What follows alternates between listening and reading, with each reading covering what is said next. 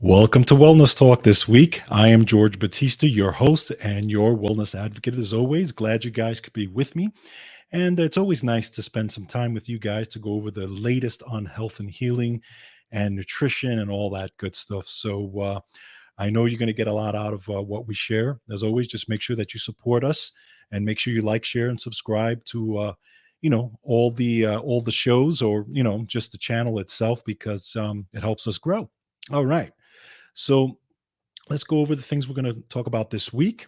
We're going to talk about the hidden effects of MSG. And no, we're not talking about Madison Square Garden. We're talking about MSG that's found in food. So this is from Wellness Resources. So we're going to talk about a little bit about MSG. It's not really something I've talked about on this show previously, but it's something that does need to be talked about because it does affect our health. And there's more and more studies that come out on MSG. And I think you guys should know exactly how it affects your health, and what food it's in, and what you can do to actually try to not have as much of it affect your health as possible. You can do a lot of things nutritionally and that type of thing. So we'll talk about that. Then we're going to talk about a study that finds this popular diet is still one of the best at preventing cognitive decline. This is from Health Digest. And what diet are we talking about? We're talking about the Mediterranean diet. So it's a very, very healthy diet. If there is one diet that I would recommend as far as the actual nutritiousness of the food, it would be this diet. So we're going to go over exactly how the Mediterranean diet affects your cognitive health. And it's, again, brand new information on this. Then, kind of piggybacking on that, we're going to talk about daily multivitamin may improve cognition and possibly protect against decline. Studies suggest. Again, this is from Wake Forest University. So, something simple as a multivitamin can actually protect against cognitive decline. Again, this is brand new information out of Wake Forest University. And I think this is very, very helpful because we all know that I talk about taking a multivitamin every single day. I think everybody should be doing it because I just think there's not enough nutrition in one's diet.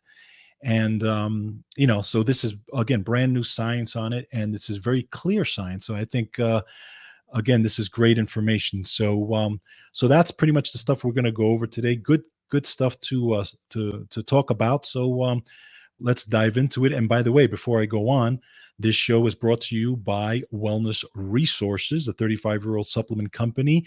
It's always on the forefront of clinical nutrition. It's been that way since 1985. Make sure you go to myvitaminresource.com.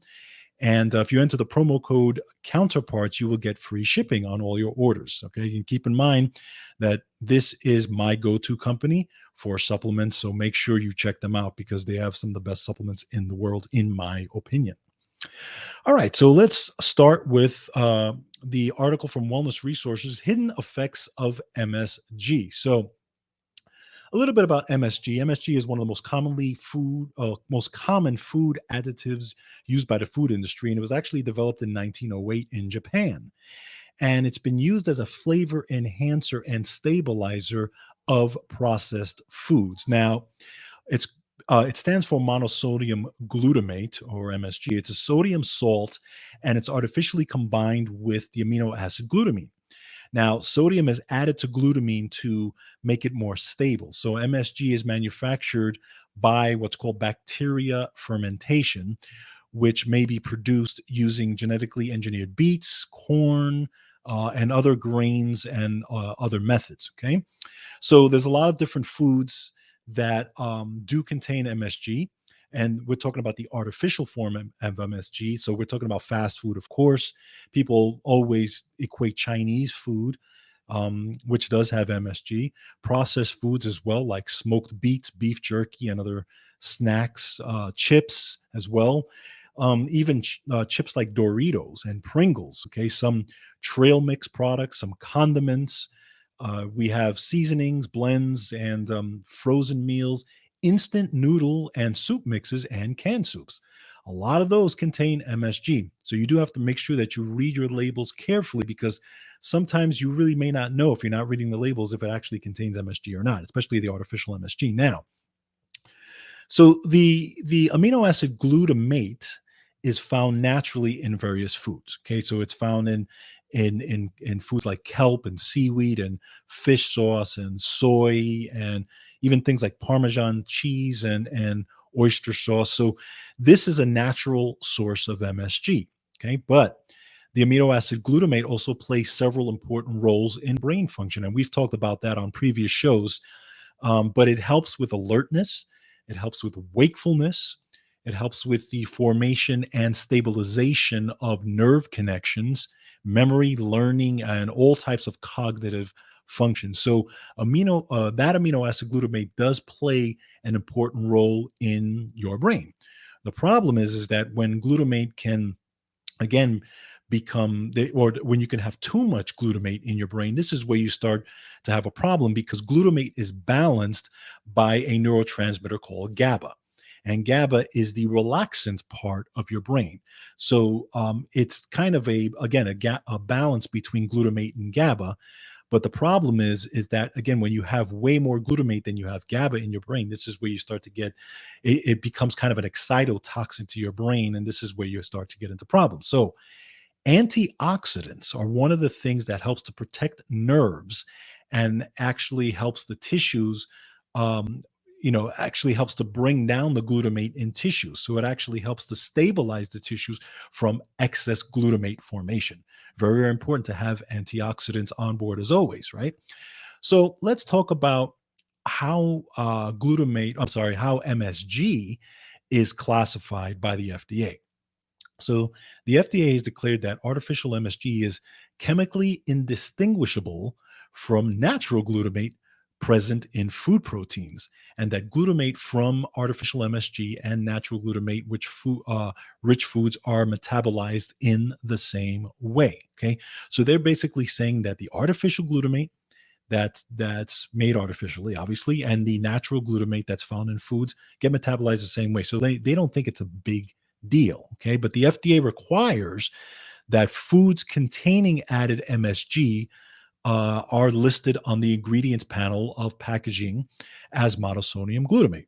But to them, again, this form of glutamate is not a big deal to them. It's actually it's actually classified as something that is generally recognized as safe. So now, again, we have MSG that naturally occurs in ingredients such as hydrolyzed vegetable protein, hydrolyzed yeast, yeast extracts, soy extracts, protein isolate, as well as tomatoes and cheeses. Now, again, while the FDA requires that these products be listed on the ingredient panel, the agency does not require the label to specify that they naturally contain MSG. So, foods with any ingredients that naturally contain MSG cannot claim no MSG or no added MSG on their packaging. So, MSG also cannot be listed as spices or flavoring. So, that's just how things are need to be labeled, and legally how food manufacturers have to label things on, as far as their foods and that type of thing. So but again, because MSG is regarded as what's called GRAS, or generally recognized as safe, again, it's not considered a big deal. The problem is that there have been, and ever since this has been an issue or ever since this artificial MSG has been around, there have been reports of adverse symptoms triggered by MSG that have occurred for decades. But there's always a controversy, okay? Because the symptoms of MSG are hard to prove because they mimic a lot of other things. And, of course, scientists and food manufacturers are saying, well, no, it doesn't come from MSG. It can come from anywhere else as well. So this is where you kind of get the push and pull of, well, is it safe or is it not safe? That type of argument. Now, but let's talk a little bit about the common reactions to MSG. So these are the symptoms that are typically found from MSG reactions. So you have like headache, you have flushing, you have sweating, face pressure or tightness, lack of feeling, numbness, tingling, burning in the face, neck, or other areas. You have fluttering heartbeats, chest pain, you have nausea or weakness, even jaw muscle tightness or increased blood pressure. These are all considered common reactions to MSG, especially when you're eating a lot of it from processed foods. Okay. So these are things you have to think about. Okay. People obviously sometimes will not equate it to the MSG that they're eating on a regular basis. Now, so MSG's toxic effects have also been found with unborn children, okay, in adolescents and adults as well. It's been linked with increased blood pressure and gastrointestinal tract disturbances. Now, MSG induced kidney and liver oxidative stress in animals has been shown as well. So they've done research on animals and they found that it increased body weight, it increased cholesterol, there was imbalances in cholesterol, and there was other cellular changes and inflammatory reactions regardless of the amount of MSG that was consumed. Now, there was a 2022 animal study that identified that MSG, or the use of MSG, induced injury to the spleen, another immune system organ, right? Okay, because spleen is very heavily involved in the immune system. And animals fed MSG versus high fat diet and MSG both experienced significant oxidative stress, inflammation, and mitochondrial dysfunction. So now let's talk a little bit about thyroid and mitochondria in terms of MSG. So there was other animal studies that also demonstrated that even in small doses, MSG stressed the thyroid gland. Okay, and it also altered the appearance of mitochondria in the thyroid gland. We all know that mitochondria is the cell engines of pretty much everything in your body. So it actually altered the appearance and actually led to cellular changes in mitochondria and in the thyroid gland. So again, very significant. There was another 2021 animal research study that confirmed that MSG induced obesity. It led to hypothalamic inflammation and central leptin resistance. Okay, we know that leptin is one of the main hormones in your body that tells your body when you've had enough energy after you've eaten or when you get the full signal. Okay, now one of the things that it did in this animal study is that it changed the neurological function and increased brain inflammation. So this led to poor leptin hormone function and then weight gain. So again, just more evidence of what MSG can do. Now there was more findings that showed that when MSG was combined with aspartame, which is another toxic substance, by the way, the adverse effects were even more pronounced. So, abdominal fat, cholesterol levels, fasting blood sugar, tumor necrosis factor alpha, and other inflammatory markers were affected and increased when they were fed MSG with aspartame. Now, aspartame, you generally find it in drinks and carbonated beverages and that type of thing. So, again, just more and more information on this as more studies come out. So, when MSG or artificial MSG was introduced, well over 100 years ago, food was generally grown locally, okay?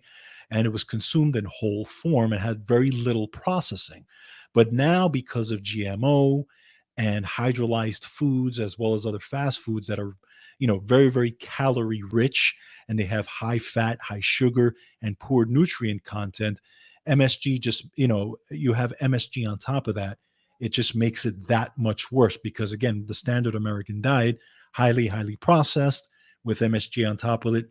It's really no surprise that we're getting things like cognitive decline, weight gain, and just all different types of conditions and different things that people are dealing with. Okay, so how do we protect against MSG and MSG stress? Okay, so obviously reduction and or avoidance of artificial MSG is the best way, to not deal with the effects of MSG on your body in the first place, right? So you have to make it a habit to read labels. You really do, especially when you're getting that artificial stuff, when you're getting frozen stuff, when you're getting, packaged foods, even Chinese food, those types of things. Read your labels. By the way, a lot of these Asian places, even the Asian places that I've gone to, they actually have. I know that not all of them have it, but many of them have a section that's a healthier diet and it says contains no MSG. So if you're interested in not, dealing with MSG or not consuming MSG, check to see if they have a healthy diet section that says contains no MSG. Many of them do. So it's something to think about. Now, there have been several nutrients that have been found to be helpful in cell and animal studies to thwart the oxidative stress that comes with the use of MSG. So let's go over them. So, turmeric is one, green tea is another, ginkgo, another one, taurine, arginine, which are amino acids, vitamin D in good amounts, by the way. Vitamin C, we all know one of the big antioxidants. Vitamin E, very, very important, another antioxidant. Quercetin. Quercetin is very good. Probiotics for the gut, and ginger for overall inflammation. Okay. And there's been some others as well, but these are the top choices for making sure that you have enough nutrients, again, to clamp down on the inflammation and the inflammation markers that MSG causes. So it's very, very important to make sure you have that. Again, antioxidants, extremely important in this whole thing. So just some things to think about when it comes in terms of MSG. Again, this is just more and more science coming out on it. There's been a lot of research on it the past few years, but the more you can avoid it, the better you will do. And I think the healthier you will be. Okay. So just make sure you keep those things in mind. Okay. Next, study finds this popular diet is still one of the best at preventing, sorry, cognitive decline. So this is from the Health Digest, and they're talking about the Mediterranean diet. Okay, so let's go over it. So the study specifically focused on metabolites or small molecules in the blood that are directly associated with diet and how their levels impact cognitive function. Now, by identifying specific metabolites that are associated with diet, researchers say that they can better determine what makes up a healthier diet. And they can also use these metabolites as markers to measure the success of an improved diet, potentially reducing the risk of cognitive decline. Okay. So the study was conducted across various racial and ethnic groups, and they wanted to study how it impacted your cognitive function. So they studied the Mediterranean diet. Okay. Now the diet, those of you who may not know about the Mediterranean diet, it's a diet is primarily comprised of like plant-based foods and lots of vegetables and nuts and fruits, seeds, whole grains, small amounts of fish, seafood, dairy, but little or no red meat. And, it's very low in refined sugars. And the primary oil that is used, or the primary fat that is used in there, is olive oil. Okay. And the diets gained popularity around the 1950s because they have found that certain areas or certain populations who were eating this type of diet had very low levels of heart disease. And they did studies on this Mediterranean, and this is why they call it the Mediterranean diet, because in areas that were in the Mediterranean, that they found that these people were eating this diet, especially in areas near Italy and those areas where people were actually eating these diets had very low levels of heart disease and just overall disease, right? Also cognitive decline. So, but this study showed that the more people who ate this Mediterranean diet, the more it affected um, your cognition, meaning that the less impact it had, and the better your cognition was. Okay, so it definitely supported brain health. Was basically okay. Now keep in mind that this study was published in Alzheimer's and dementia. Okay, so these folks are looking at just diet itself and how it affected these little markers, these little molecules and markers in the blood, in terms of how these markers affect your cognitive health. Okay, so this is true science here. This is really, really good science. They're actually looking at these little molecules and these little metabolites in your blood and how they would affect your cognitive decline or lack thereof. So good news on the Mediterranean diet. I think it's a very, very good diet to eat, or at least if you can get close to it. Again, any diet that has an abundance of fruits and vegetables in it, and a lower refined sugars and lower red meats is a good diet in my book. And there could be many versions of this diet. I personally tend to try to eat this way as much as I can. This is kind of the way I eat for the most part. I eat a lot of fish. I eat a lot of fruits and vegetables. I do eat meat, but I eat, again, it's more of an 80-20 type thing. I try to, there are many, many days throughout the week that I don't eat meat. And there are some days that I do. When I do eat meat, I eat lean chicken, lean turkey. I eat some really good fish, lots of fruits and vegetables. Okay. I eat my salads. I love a good salad. I do use olive oil on my salad, not a lot, but I use just some to kind of get that flavor in there. And, low on the refined sugars, and I don't eat red meat. It's pretty much that simple. I leave space between my meals, and I have 3 meals a day. It's very simple and it works for me. Um, Again, I'm not a person who says that you have to eat a specific diet and that diet cures all, because that's just never been my way of doing things. But I think, again, this is one of the diets as far as just having the most nutrition in it, because it's a diet that has a lot of antioxidants. And and this is the kind of diet you want to make sure that you keep yourself as healthy as possible. So just something to think about in terms of diet and cognitive decline. Good news for this. So just keep that in mind. All right, next. Daily multivitamin may improve cognition and possibly protect against decline or cognitive decline. And this is again out of Wake Forest University. So, again, this is more information regarding cognition and brain health. Okay. So, this was according to the new research, brand new research from Wake Forest University School of Medicine. And they say taking a daily supplement may improve cognition in older adults. Now, this was very, very interesting. This was actually out of the Brigham and Women's Hospital in Boston. So, again, these findings were recently published in the Alzheimer's and Dementia Journal. And according to this, first of all, Alzheimer's, there's more than 6.5 million Americans living with Alzheimer's disease, and 1 in 3 seniors die with the disease or another form of dementia. Now, you don't have to go down that path. Okay. So let's talk a little bit about it. Okay. So in this study, they first of all, there was a randomized study of 21,000 men and women across the United States. And they did this was very interesting, actually, because they studied a couple of things. They studied whether taking a daily cocoa extract. Now, cocoa extract is where dark chocolate is made, right? It's like a powdered form. If you get it in its purest form, it's the powdered form. It's what's in dark, chocolate or dark chocolate. Okay, so they used cocoa extract or a daily multivitamin mineral supplement. Okay, and they found that taking this daily multivitamin mineral supplement actually reduced the risk of developing heart disease, stroke, cancer, and other outcomes. But they also tested on 2,200 participants aged 65 and older. They were enrolled for 3 years, and they tested them over the telephone.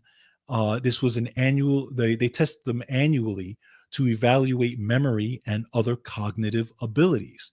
And they showed that the taking of a daily multivitamin mineral supplement resulted in statistically significant cognitive improvement.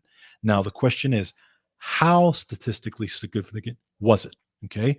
Well, the researchers estimated that 3 years of the multivitamin supplementation roughly translated to, get this, 60% slowing of cognitive decline.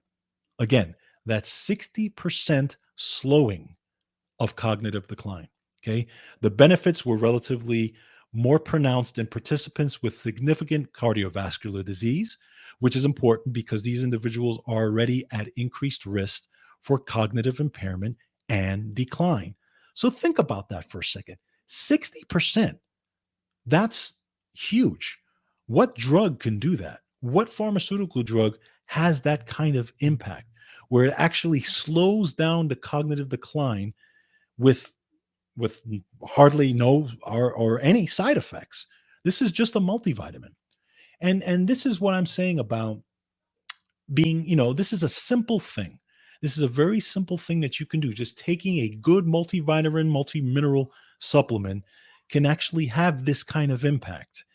And we all know that multivitamins and vitamins tend to be demonized and that type of thing. Of course, that they're going to do that because there's a lot of money involved, and there's a whole train of pharmaceuticals and interests that go into that. But just taking a simple supplement, and this is why I'm saying that this is just a simple thing you can do.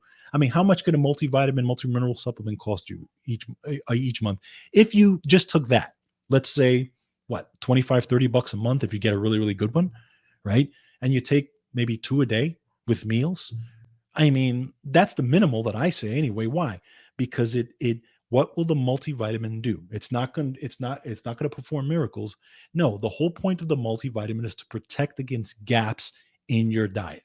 So if you do not eat specifically good on a particular day, then the multivitamin will make up for that to give you the nutrients that you need that you didn't get from your diet that day. Very, very simple. Very simple concept. Okay. So I recommend everybody do that. Again, just to make sure you're getting everything that's needed.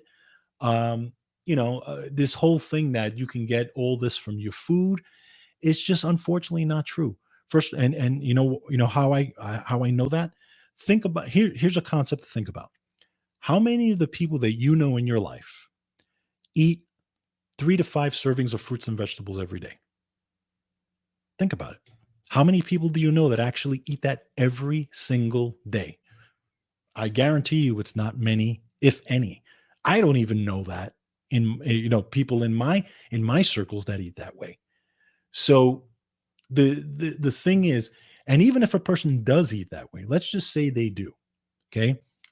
Because there is so little nutrients, or the nutrients is literally almost half of what it used to be 100 years ago, they're not going to get what a multivitamin would give them. They're not going to get the 100% nutrients that they need to make sure that they cover everything. This is why it is very, very important to protect against those gaps, and a multivitamin can do that. But think about it, 60% against cognitive decline.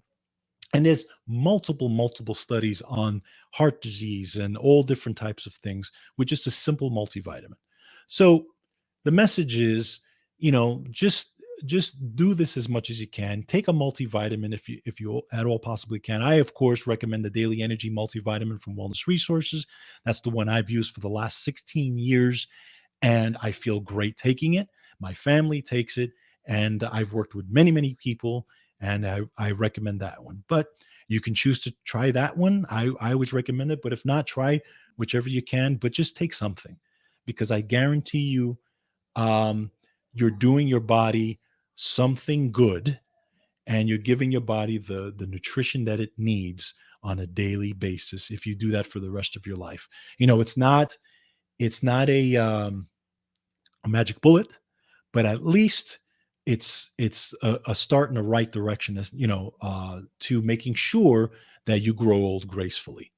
And you combine that with eating good food and doing a little bit of exercise, you're on your way. All right. So just keep that in mind. All right. So I want to thank you guys for joining me this week. Hope you guys have a fantastic week. Make sure you take care of yourselves and each other. Make sure you go to georgebatista.com to check out all the articles that we go over. Take care of yourselves, everyone. And as always, control your health. Have a great day.